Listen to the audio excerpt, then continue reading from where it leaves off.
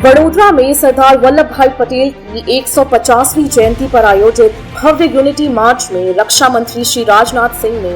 एक ऐसा तथ्य सामने रखा जिसने देश के इतिहास की एक अनकही परत को फिर से चर्चा में ला दिया। रक्षा मंत्री ने कहा कि देश के पहले प्रधानमंत्री पंडित जवाहरलाल नेहरू ने अयोध्या की बाबरी मस्जिद को जनता के पैसों से बनवाना चाहा था, लेकिन इस प्रस्ताव का स्पष्ट और दृढ़ विरोध देश के आयरन मैन सरदार वल्लभ भाई पटेल ने किया।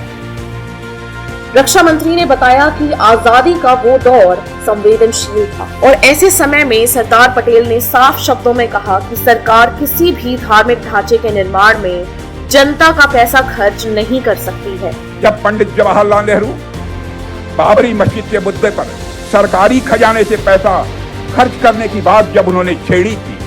सरकारी खजाने से पैसा खर्च करके बाबरी मस्जिद बनवाई जानी चाहिए, उसका भी विरोध यदि किसी ने किया था तो गुजराती मां की कोख से पैदा हुए सरदार वल्लभ भाई पटेल ने ही किया था। रक्षा मंत्री ने यह भी कहा कि सरदार पटेल के निधन के बाद उनके स्मारक के लिए जनता द्वारा एकत्र की गई धनराशि को लेकर भी नेहरू ने सुझाव दिया था कि वे उन पैसों को कुएं और सड़कें बनाने में लगाएंगे।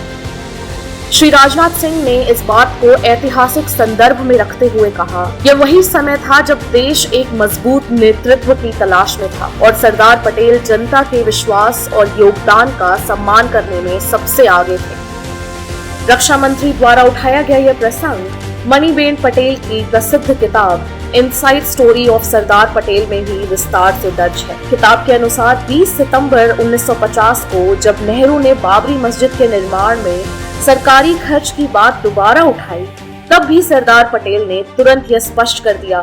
कि सरकार किसी मस्जिद पर पैसा खर्च नहीं करेगी। रक्षा मंत्री श्री राजनाथ सिंह ने कहा कि भारत के निर्माण के निर्णायक क्षणों में सरदार पटेल ही थे, जिन्होंने राष्ट्र हित को सर्वोपरि रखते हुए कई महत्वपूर्ण निर्णयों को सही दिशा दी